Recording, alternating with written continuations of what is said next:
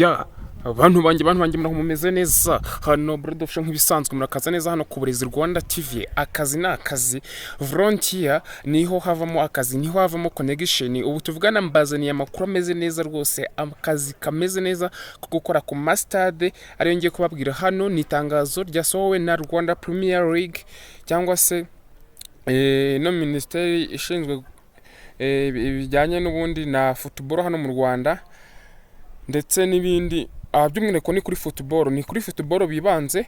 Ni akazi ko gukora ku matchday ariyo hano akurikira babashije kuvuga. Hahita mbabwira ibikorwa hano. Bavuze stade Kigali Pelé Stadium, Amahoro Stadium cyangwa se Amahoro Stadium, Huye Stadium, Ubworoherane Stadium, Umuganda Stadium, Muhanga Stadium ndetse na Bugesera Stadium. Izo nizo stade hazigiye kubonekaho akazi. Noneho akazi kagomba gukorwaho nako ngaka ngiye kukababwira n'ibisabwa na deadline cyangwa se n'inyungu ziraba ziri muri no volunteers cyangwa se no application ya volunteer ku muntu uzaba accepted. So muhawe kaze rero hano ku Uburezi Rwanda TV nge tujye kubana ni Uburezi official nk'ibisanzwe. Niba bwa mbere ugeze kuri YouTube channel kanda subscribe ufungure tujye tubana igihe cyose. Wowe usanzweho kandi like kugira ngo iyi video igere ku bantu benshi cyane. Hano bavuze ngo are you passionate about football, media or event? Waba wishanga cyangwa ushaka kwinjira mu bintu bya football cyangwa se media ubwo ni ibintu bya content creation, media production cyangwa se ndetse na event ubwo nizira event ziba zabaye nk'iyo habaye match ibintu nk'ibyo byose. None hano bavuze ngo Premier League iratumira aba volunteer cyangwa se team y'aba volunteer babyifuza kuba muri season ya 2025-2026 bazafasha Premier League muri izo events zigeze ziba zabaye. Dore rero aho aba volunteer ibyo bazajya bakora cyangwa se ibintu bazajya baba babasha kuba bakora mu gihe bazaba babaye accepted. Harimo IT support bakeneye abantu ba IT support. Ubwo ni abantu bafite skills kuri IT support, content creation cyangwa se videography na photography. Muri content creation harimo umuntu ufite skills ku bintu bya multimedia production, live match coverage assistant, gukora live streaming, media operation, administrative assistant, matchday entry, match news reporter, YouTube. Match news reporter ni abantu bavuga amakuru ya results zavuye muri match. YouTube and video production support. Ubwo na kuvuga ngo umuntu umenyereye gukora content creation ashobora kugira ute, ashobora kwa applyinga akazamo ticketing, VIP and guest management. Abantu bakazajya bakata n'ubundi ama ticket, graphic and creative designers.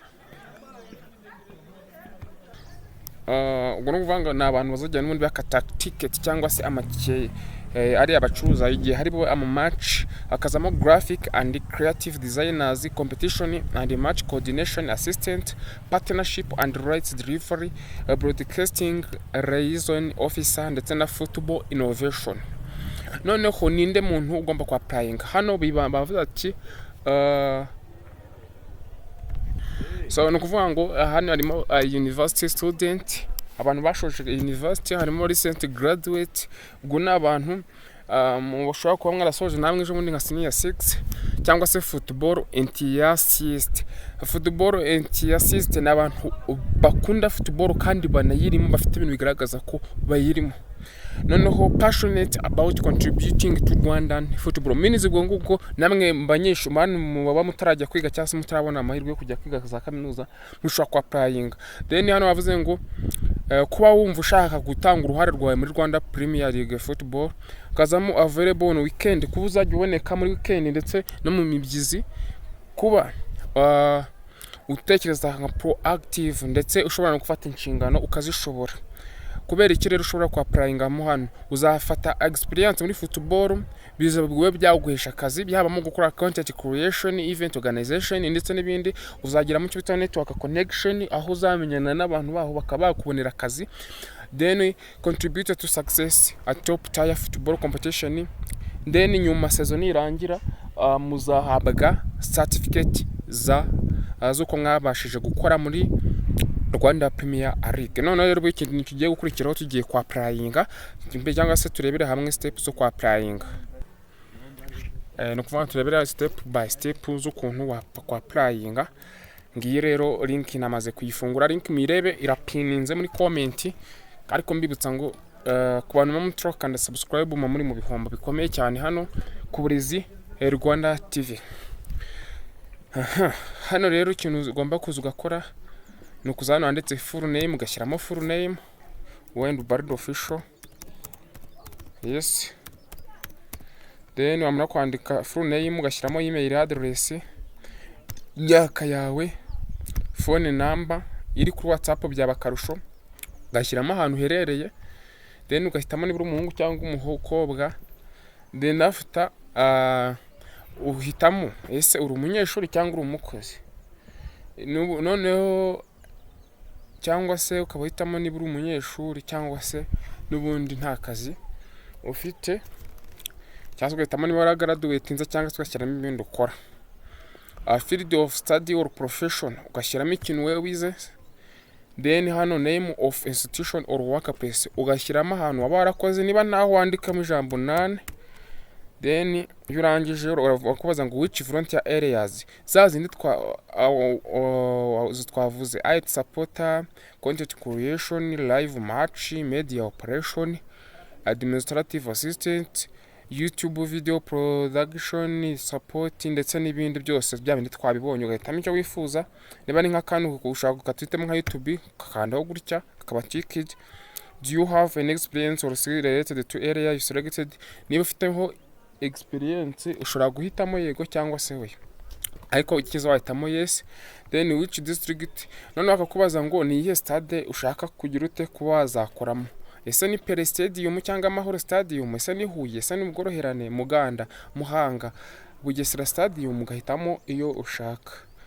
Then hano ukavuga ngo rate your availability and reliability, nushyiraho 10 bivuze ko uzaba uri ready yo kuboneka 100% nta kabuza. Why do you want to volunteer for Rwanda? Bagomba gasubiza se ni kubera icyo ukeneye kuba waba mu volunteer muri Rwanda Premier League, ukasobanura ukavuga ko ukunze gukorera ubushake. Then what do you hope to gain from this experience? Ni ikihe kintu uzungukiramo hariya kiza wowe ushobora guhita uvuga ko uzavanamo experience, uzavanamo experience connection bya bindi twabonye hejuru. Then hano upload your CV ku bantu mutazifite ushobora kuza kunyandikira n'ubundi nkazibafasha. Then hano bavuze ngo apply sample of your work, ushobora ku applyinga hano kimwe mu bintu ushoboyemo hano rwose ugashyiramo, then ugakora hehe submit. Wow, ngayo nguko rero ngani mugerageza amahirwe yanyu kandi kuri Rwanda Premier League nka volunteer.